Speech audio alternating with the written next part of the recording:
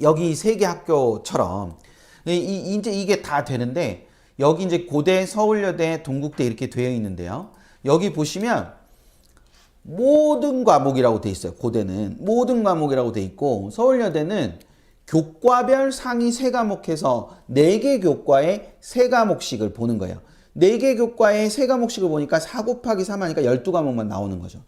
동국대는 얼마 전에 어떤 분께서 질문하셨죠? 밴드에. 동국대는 오늘 사실 요거를 하는 거는 그분의 질문에서 제가 힌트를 얻은 것도 있습니다. 그래서 동국대 같은 경우는 이게 인문계열은 국수, 사, 영, 한국사, 자연계열은 국수, 과, 영, 한국사를 보긴 볼 건데 이 5개 교과에서 석차 등급 상위 10과목만 본다. 그러니까 5개 교과 안에 만약에 이 친구가 뭐 국어를 4과목 듣고 수학을 5과목 듣고 사회를 3과목 듣고 뭐 그럼 벌써 12개죠. 그다음 영어를 4개 듣고 16개, 한국사를 1학기, 2학기 이렇게 해서 2개 들어서 18개를 들었다. 그럼 18개를 들은 것 중에서 등급이 좋은 10개만 쓴다는 거예요. 동국대는 그렇게 씁니다. 교과 전형인데도 그렇게 써요. 그래서 동국대는 아이들이 대부분 다 좋아요. 왜냐면 자기 좋은 것만 쓰니까. 그러니까 그렇게 되는 거예요. 동국대는. 그러니까 그런 식으로 이게 그마다, 그러니까 대학마다 저렇게 반영하는 과목 수도 다릅니다. 그러니까 교과와 과목이 다른 그 구조로 돼 있다는 거니까 그 부분으로 생각을 해두시면 저거를 지금 다 동국대는 저렇다 그랬지 막 이렇게 쓰고 이게 아니라 저렇게 대학마다 다를 수 있구나. 그럼 나중에 전형계획안을 볼 때나 아니면 나중에 모집 요강을 볼 때 저걸 중심으로 좀 따져보면 내가 좀 더 많은 정보를 알 수 있겠구나 라는 걸 오늘 얻어가시면 되는 거예요. 그래서 이제 어떤 한 대학을 보시면 숭실대 건데요. 숭실대 거를 잠깐 보시면 여기 이렇게 빨간 네모 제가 이렇게 해놓은 게 이게 등급별 점수라는 거예요. 등급별 점수는 1등급은 10점을 줄 거고 2등급은 9.5를 줄 거고 3등급은 9를 줄 거고 뭐 이렇게 돼 있어요. 이렇게 되는 거예요. 근데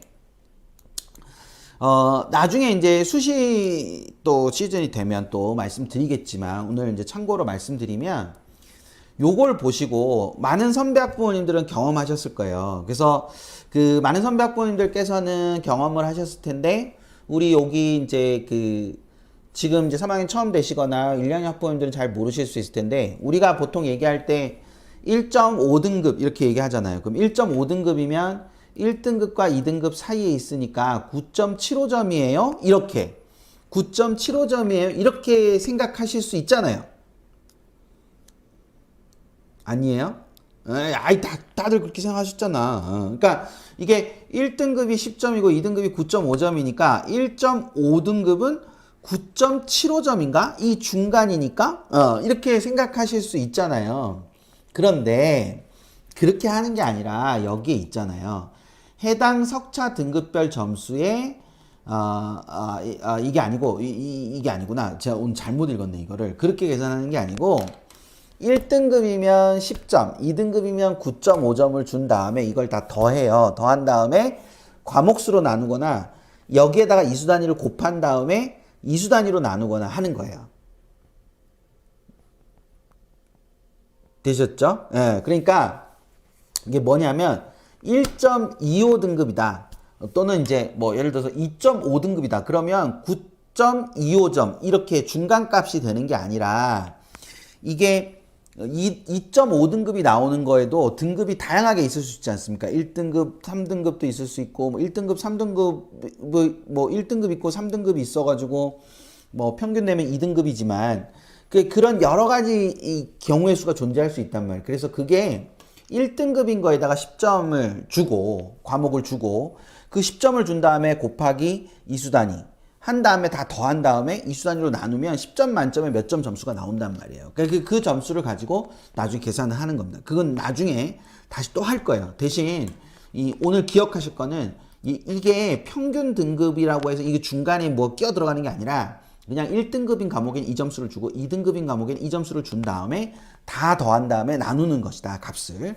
그걸 생각을 해주시면 됩니다. 되셨죠? 그래서 그거 하나 생각해 두시고 여기 밑에 보니까 진로 선택 과목은 성취도별로 등급을 부여할 것이다. 그래서 A는 1등급을 줄 거고 B는 2등급을 줄 거고 C는 3등급을 줄 거다. 그래서 등급 치환을 한다라고 이제 제가 이름을 붙여 놓은 건데 이 진로 선택 과목은 크게 네 가지 방식이 있어요. 여기 보시는 것처럼 등급 치환을 하는 방식, 그리고 점수 부여를 하는 방식. 이 등급 치환은 여기 A는 1등급, B는 2등급, C는 3등급. 어떤 학교는 A는 1등급, B는 3등급, C는 5등급 이렇게 하는 학교도 있어요. 그래서 등급 치환은 그렇게 되고 점수 부여는 A에 몇 점, B에 몇 점, C에 몇 점 이렇게 주는 겁니다. 그러니까 그냥 정량화 시켜가지고 점수를 그냥 갖다가 그냥 부여해버리는 그런 방식이라고 생각하면 됩니다. 성취도를 비유한다. 성취 비율, 그러니까 성취도의 비율 있지 않습니까? 그 비율을 반영한다라는 학교가 있는데 그게 이제 고대와 서강대죠. 그래서 2023학년도, 2022학년, 2023학년도 요 때는 이제 성취 비율을 반영을 했는데 그 이제 2024학년도에 조금 변화가 있어요. 이 두 대학이. 두 대학 모두 성취 비율의 변화, 성취도를 반영하는 거, 성취도 비율을 반영하는 건 똑같은데요. A 성취도 비율을 반영하는 방식의 변화가 생겼습니다. 그래서 그냥 결론으로 말씀드리면 고대와 서강대의 이 성취도 비율이 궁금하시면 궁금하다고 밴드에 남겨주세요.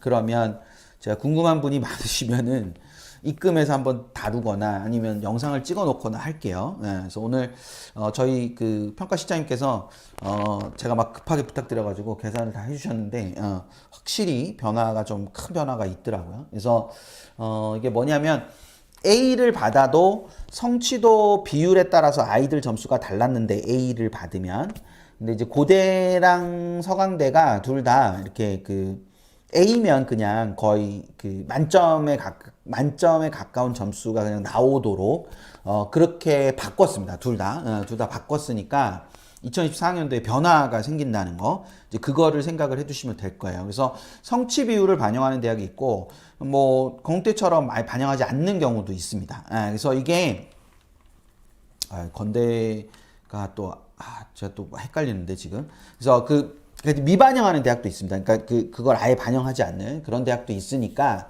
이제 그거를 생각을 해두시면 이렇게 네 가지 방식이 있고 그 네 가지 방식으로 진로 선택 과목은 반영하더라라는 거 이제 그거를 한 번 더 찾아본다 이렇게 생각을 하시면 될 거예요.